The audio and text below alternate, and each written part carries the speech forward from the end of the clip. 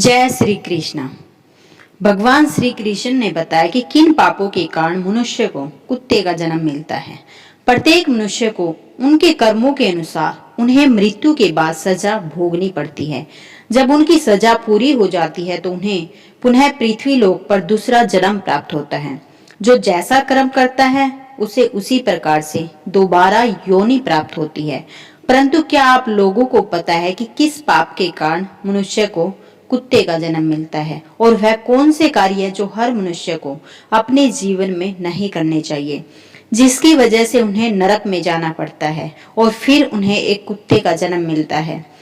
हिंदू धर्म ग्रंथों के अनुसार इस धरती पर रहने वाले सभी मनुष्यों को मृत्यु के बाद उसके कर्मों के अनुसार अलग अलग योनि में जन्म मिलता है। कुछ धार्मिक ग्रंथों में यह भी कहा गया है कि जो मनुष्य अपने जीवन में बहुत अधिक पाप करते हैं उन्हें एक ऐसी योनि में जन्म मिलता है जिसमें वह अपना दर्द किसी दूसरों के साथ में बांट नहीं सकते। आज आप इस वीडियो में जानेंगे कि वह कौन से कार्य हैं जो एक मनुष्य को अपने जीवन में कभी नहीं करने चाहिए, नहीं तो उसे कुत्ते का जन्म मिलना तय है।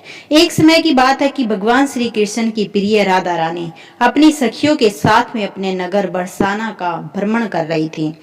पूरे गांव में उनका इधर उधर आना जाना लगा हुआ था। तभी राधा रानी एक घर के पास में देखती है कि एक लाचार कुत्ता कुछ खाने की तलाश में खड़ा हुआ था। तभी उस घर से एक नौजवान आदमी लकड़ी का डंडा लेकर निकलता है और उस कुत्ते को दौड़ा दौड़ा कर मारता है। यह सब देखकर राधा जी से रहा नहीं गया। उन्होंने अपनी सखियों से कहा, मेरी प्यारी सखियों, आप सब अपने अपने घर को चले जाओ। अब मैं यहाँ से अपने प्रभु कान्हा के पास जाऊंगी और उनसे कुछ प्रश्न पूछूंगी। फिर वहां से राधा रानी भगवान श्री कृष्ण से मिलने के लिए चल देती है। इधर भगवान श्री कृष्ण अपने राजभवन में स्वर्ण से बने हुए सिंहासन पर विराजमान थे। तभी उनके पास राजभवन में उनकी प्रिय राधा रानी पहुंच जाती हैं और भगवान श्री कृष्ण से कहती कि हे कान्हा, जब मैं आज अपने नगर का भ्रमण कर रही थी तो मैंने नगर में देखा कि एक कुत्ता अपना कष्ट भरा जीवन जी रहा था और वह जिसके भी द्वार पर जाता तो लोग उसे डंडे लेकर दौड़ा दौड़ा कर मार रहे थे और उसे अपने भोजन के लिए इधर उधर भटकना पड़ रहा था, किंतु उसे पेट भरने के लिए कहीं से भी भोजन नहीं मिल रहा था। इसलिए उसे देखकर मेरे मन में एक प्रश्न उठ रहा है और मैं चाहती हूँ कि आप मेरे प्रश्न का उत्तर दें। फिर आगे भगवान श्री कृष्ण कहते हैं कि हे प्रिय राधा रानी, आपके मन में जो भी प्रश्न है मुझे निश्चित होकर बताओ, मैं तुम्हारे प्रश्नों का उत्तर अवश्य दूंगा। फिर राधा रानी कहती है कि हे स्वामी, मेरा प्रश्न यह है कि किस पाप के कारण मनुष्य को कुत्ते का जन्म मिलता है। फिर आगे भगवान श्री कृष्ण कहते हैं कि हे प्रिय राधा रानी, आज मैं आपको एक कथा सुनाता हूँ जिसे सुनकर आपको आपके प्रश्न का उत्तर अवश्य मिल जाएगा। इसलिए हे प्रिय, इस कथा को पूरा अवश्य सुनना। फिर आगे राधा रानी कहती है कि हे प्रभु, आप कथा सुनाइए, मैं पूरे मन से इस कथा को सुनूंगी। फिर भगवान श्री कृष्ण कथा सुनाते हुए कहते हैं कि हे प्रिय राधा रानी, एक समय की बात है कि जब भगवान श्री राम अपनी राजसभा में बैठे हुए थे तभी उन्हें एक कुत्ते के रोने की आवाज सुनाई दी। तभी सभा में मौजूद द्वारपाल ने उस कुत्ते को तुरंत वहां से भगा दिया और अगले दिन फिर वहीं से कुत्ता उसी स्थान पर आकर रोने लगा और द्वारपाल ने इस बार भी उस कुत्ते को वहां से मार पीट कर भगा दिया और सभा के तीसरे दिन भी वही कुत्ता उसी स्थान पर आकर फिर से रोने लगा। तो भगवान श्री राम के मन में एक प्रश्न उठने लगा कि आखिर यह कुत्ता रोज रोज हमारे दरबार के बाहर ही क्यों रोता है। और फिर भगवान राम ने उस कुत्ते के रोने का कारण जानना चाहा और द्वारपाल से कहा कि उस कुत्ते को यहाँ बुलाकर ले आओ। तो उस कुत्ते को बुलाने के लिए द्वारपाल उस कुत्ते के पास गया और बोला, हे स्वान, प्रभु श्री राम ने तुम्हें इसी वक्त अपने राज दरबार में बुलाया है। तो वह कुत्ता बोला, हे द्वारपाल, मुझे एक ऐसी योनि में जन्म मिला है जिसका मंदिर, राजभवन, रसोईघर और गौशाला जैसे पवित्र स्थानों पर जाना वर्जित है। तुम जाकर प्रभु श्री राम से कह दो कि वह स्वयं मुझसे मिलने के लिए यहाँ पर आ जाए। फिर द्वारपाल ने कुत्ते की सारी बातें भगवान श्री राम से जाकर बताई और ऐसा सुनकर भगवान श्री राम स्वयं उस कुत्ते के पास गए और उससे कहा कि हे स्वान, तुम रोज हमारे राज दरबार के बाहर आकर क्यों रोते हो। तो उस कुत्ते ने भगवान श्री राम से कहा कि हे प्रभु, मैंने कोई अपराध नहीं किया है, फिर भी एक सन्यासी ने मुझे पत्थर से मारा है जिसके कारण मेरा पैर टूट गया है और अब मुझे बहुत पीड़ा हो रही है और इसी कारण से मैं रोज आपके राज दरबार के बाहर आकर रोता हूँ। फिर आगे भगवान श्री कृष्ण कहते हैं कि हे प्रिय राधा रानी, उस कुत्ते की पीड़ा को देखकर प्रभु श्री राम को बहुत दुख हुआ। फिर भगवान श्री राम ने अपने दरबारी को अपने दरबार में बुलाया और कहा, हे दरबारी, जाओ और जाकर उस सन्यासी को जहाँ कहीं भी हो उसे ढूंढकर हमारे दरबार में लेकर आओ। भगवान श्री राम की आज्ञा पाते ही उनके 2 सैनिक वहां से सीधे सन्यासी की कुटिया पर पहुंच गए और उस सन्यासी को पकड़कर अपने साथ में लेकर के भगवान श्री राम के दरबार में आ गए। फिर भगवान श्री राम ने उस सन्यासी से कहा, क्या यह सत्य है कि तुमने इस कुत्ते को पत्थर मारा है जिससे इसका पैर टूट गया है और यह अब ठीक से चल भी नहीं पा रहा? इसने क्या अपराध किया था जिसके कारण तुमने इस बेजुबान कुत्ते का पैर तोड़ दिया है?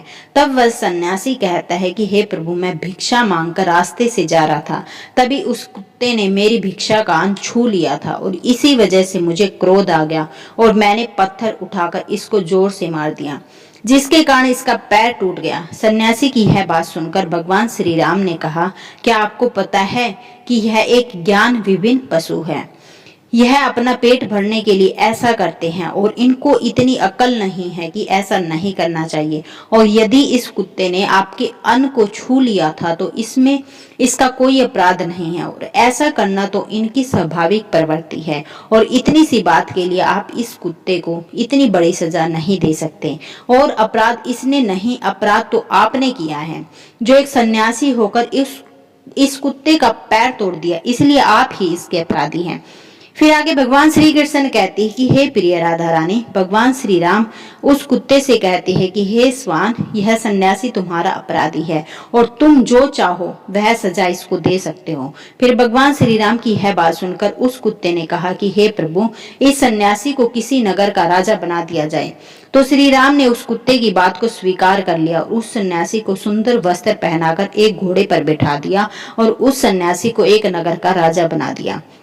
जब वह सन्यासी राजा बनकर एक स्वर्ग से बने हुए सिंहासन पर बैठ गया और उसे वस्त्र भी राजा महाराज जैसे मिल गए, इतनी सारी शानो शौकत को पाकर वह सन्यासी अत्यंत प्रसन्न हुआ। फिर वह मन ही मन सोच रहा था कि मैंने अपने जीवन में कभी भी यह सपना नहीं देखा था कि मैं एक राजा बनूंगा और एक कुत्ते ने मुझे राजा भी बना दिया।